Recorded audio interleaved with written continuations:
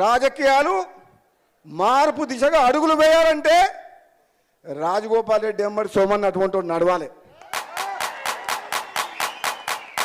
రాష్ట్ర రాజకీయాలను మార్చే శక్తి, శాసించే శక్తి కూడా మాకుంది. మాకున్న బలం ఏంటంటే ఈ గుండెల్లో నిజాయితీ ఉంది. ఎంతమంది వస్తారో రాండ్రి, ఎంతమంది ఎన్ని పైసలు తీసుకొని ఎన్ని సంచులు తీసుకొని వస్తారో రాండ్రి. రాబోయే రోజుల్లో ఉద్యమంలో ఉన్నోళ్ళు, నిజాయితీ పరులు, యువకులు శాసనసభలో అడుగు పెడతారు. తెలంగాణ రాజకీయాల్ని కూడా తమిళనాడు మాదిరిగా మార్చేస్తాం. అధికారాన్ని అడ్డం పెట్టుకొని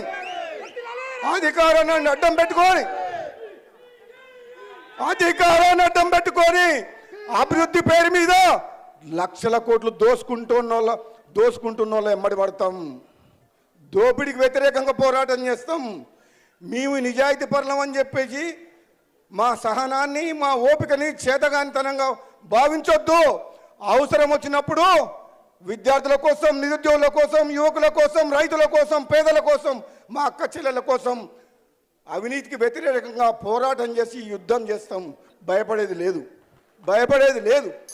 మేము చూస్తున్నాం దగ్గరికి వెళ్ళి రాజకీయాలు. నేను పార్లమెంట్ సభ్యునిగా, ఎమ్మెల్యేగా 20 ఏళ్ళ నుంచి రాజకీయాలు చూస్తున్నా. నాకు అర్థమైంది ఏంటంటే నేనొక్కరిని నిజాయితీగానే ఉంటే సరిపోదు. నేనొక్కరిని నిజాయితీగా ఉంటే ఈ పేదలకు న్యాయం జరగదు.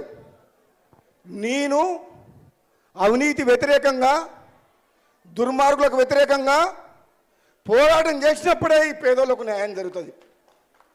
ఇన్నేళ్ళు సహనంతో ఉన్నా, ఇప్పుడుగా పోరాటం చేయాల్సిన సమయం దగ్గరకు వచ్చింది. నువ్వు గజ్జగట్టు, నేను రుమాలు కడతా. నువ్వు గజ్జగట్టు, రుమాలు కడదాం, ప్రజలకు పోదాం. నిజంగా తెలంగాణ వచ్చిన నా పేదల బతుకులు మారినాయా? ఉన్నోడేమో 100 రెట్లు 1000 రెట్లు పెరిగిపోయిండు, లేనోడేమో కొంప కూడా వస్తుంది. వానికి 5 లక్షలు ఇస్తేందుకు 500 రూల్స్ పెట్టిర్రు. 5 లక్షల రూపాయలు ఇంటికి. ఎన్ని రూల్స్? ఎంత ఇస్తుర్రు? వాడేమో లక్షల కోట్లు దోసుకుంటారు, పైన ఉన్నోడేమో లక్షల కోట్లు దోసుకుంటారు. 5 లక్షలు ఇస్తేందుకేమో 500 రూల్స్ పెట్టిండు. నిజమా కాదా? సగం ఇల్లు రాగానే బిల్లు రాలేదంటారు. పాత ఆటో ఉన్నా, వెనకడ ట్రాక్టర్ ఉన్నా నీకు బిల్లు ఇవ్వమంటారు. అది ట్రాక్టర్ నడిచేది లేదు, జీపు నడిచేది లేదు. అది ఎప్పుడు ఫైనాన్స్ వాళ్ళు గుంజుకపోయారు, అది ఎప్పుడు ఆయన పేరు మీద ఉందంట, నీకు ఇల్లు క్యాన్సర్ అంటారు. ఇదెక్కడ న్యాయం?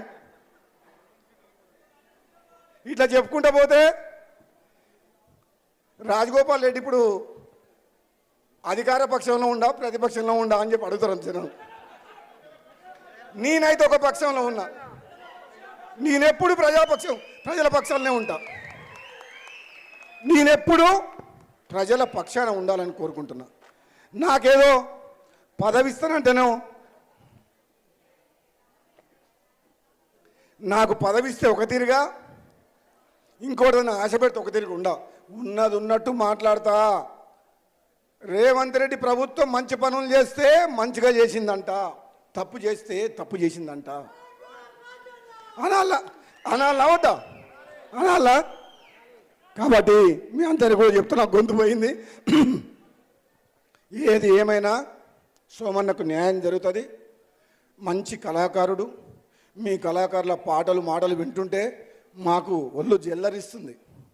మీకోసం, పేదల కోసం బ్రతకాలే. ఇక రాబోయే రోజుల్లో నిస్వార్థంగా, నిజాయితీగా సోమన్న లాంటి వ్యక్తులు ఎంతోమంది యువకులు రాజకీయాలకు రావాలనుకుంటున్నారు. గ్రామ స్థాయిలో, మండల స్థాయిలో, నియోజకవర్గ స్థాయిలో, రాష్ట్ర స్థాయిలో దళితులకు, బడుగు బలహీన వర్గాలకు అండగా ఉండి వాళ్ళ జీవితాల్లో మార్పు తీసుకురావాలి. ఈ రాజకీయాల్ని మార్పు దిశగా ప్రయాణం చేయాలని చెప్పి మీకోసం ఎప్పుడు మీ వెంట ఉంటాను. మీ అందరికి మాటిస్తున్నా, రాజన్న మీ వెంట ఉంటాడు. ప్రాణం ఉన్నంత వరకు తెలంగాణలో ఉన్న కళాకారులను కంటికి రెప్పగలా కాపాడుకుంటాడని చెప్పి నేను సోమన్న చెప్తాను. రాజగోపాల్ రెడ్డి మాటిస్తే వెనక గోడు. ఒకటే ఉదాహరణ చెప్తా. 2018లో ఢిల్లీకి పోయినా, మా ఎమ్మెల్యే చిరుమర్తి లింగయ్యకు బదులు ఇంకొకరికి టికెట్ ఇస్తారన్నారు. నేను హైకమాండ్కు డైరెక్ట్ చెప్పిన, చిరుమర్తి లింగయ్య టికెట్ ఇవ్వకపోతే నాకు కూడా వద్దు, మునుగోడు నుంచి పోటీ చేయ అని చెప్పిన. అంటే ఒక దళితుని కోసం తన తీరు త్యాగం చేసి ఇస్తారా ఈయనరి, ఆయనకి ఇస్తే నాకు ఈయన, లేకపోతే నాకు కూడా వద్దు అని చెప్పిన. దెబ్బకి ఆయన టికెట్ ఇచ్చింది. సోమన్న చెప్తున్నా, సోమన్న ఈ చేతులతో ఎంతోమంది ఎంతోమందికి అన్నం పెట్టిన, ఎంతో కుటుంబాలు నిలబెట్టిన, ఎన్నో ప్రాణాలు కాపాడిన, ఎంతోమంది ఉద్యోగాలు ఇప్పించిన, ఎంతోమందిని చదివించిన, ఎంతోమంది పెళ్ళిళ్ళు చేసిన, ఆఖరికి ఎంతోమంది నాయకులను కూడా తయారు చేసిన. కానీ చేతులు మంచిగా ఏమో ఎవరిని చేసినా కానీ నా ఏమంటు ఉండలేరు. నిజంగా చెప్తున్నా, నేను చేసిన వాళ్ళు బాగుపడుతురు కానీ నాకు మాత్రం మంచి జరుగుతలేదు. అంటే నాకేమి ఇవ్వని అడుగుతలేను. నేను మళ్ళీ సాయం చేసినందుకు మీది మీద నెత్తినేసుకొని మీ బరువు బాధ్యతలు వేసుకొని బహుజనుల పక్షాన బహుజనుల నాయకత్వాన్ని కాపాడుతందుకు వాళ్ళని ప్రోత్సహించి అన్ని రకాలుగా అండదండలన్నీ గెలిపించినందుకు కృతజ్ఞత ఉంట చాలు.